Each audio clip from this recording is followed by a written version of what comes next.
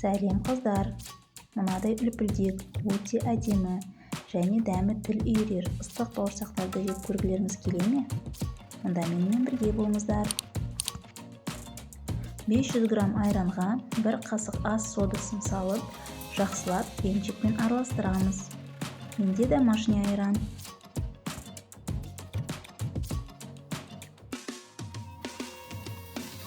Айран мен соданың реакциясынан мынадай көпіршіктер шығады. Содан соң жарты шай қасық тұз, 3 ас қасық қант қосып тағы араластырамыз.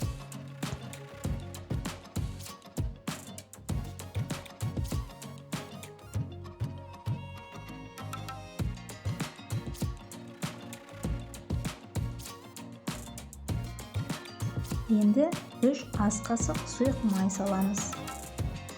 Араластырамыз.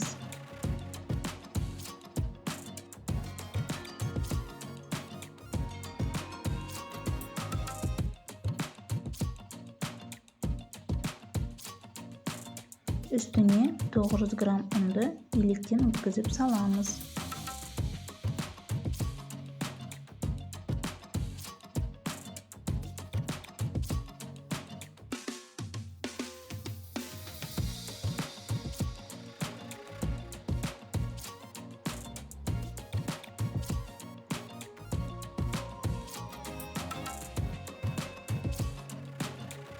Қолмен жақсылап қамыр басамыз.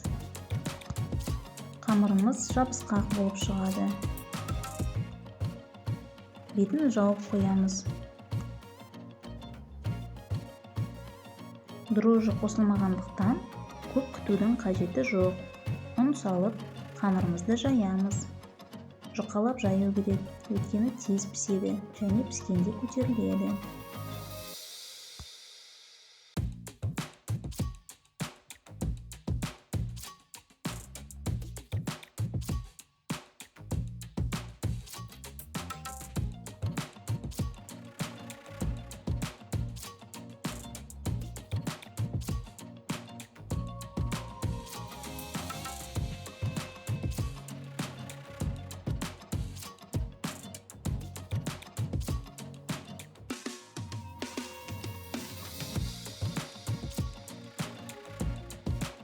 Мен жай стаканның көмегімен дөңгелек қылып кесіп алдым.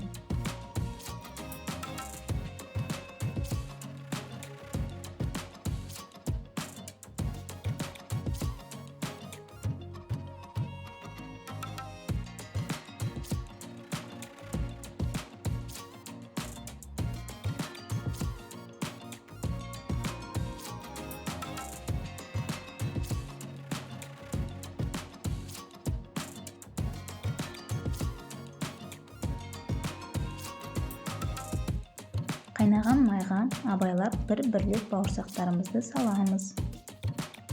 Орта отта пісіреміз. Өріліп, үлпілдек болып піседі. Түсі біркелкі, әдемі. Екі жағын қызартып, ыдысымызға салып аламыз. Жұма күні пісіруге өте қолайлы. Дрожжи салынбағандықтан тез басып көтерілуді күтуді қажет қылмайды. Айран болса болды, жарты сағатта дайын болатын өте дәмді бауырсақтар. Осы рецептпен пісіруге кеңес беремін. Сендерге де ұнайды деп үміттенемін. Бұл ингредиенттермен бір табақ бауырсақ шығады. Соған қарамастан өзі тез желініп бітеді.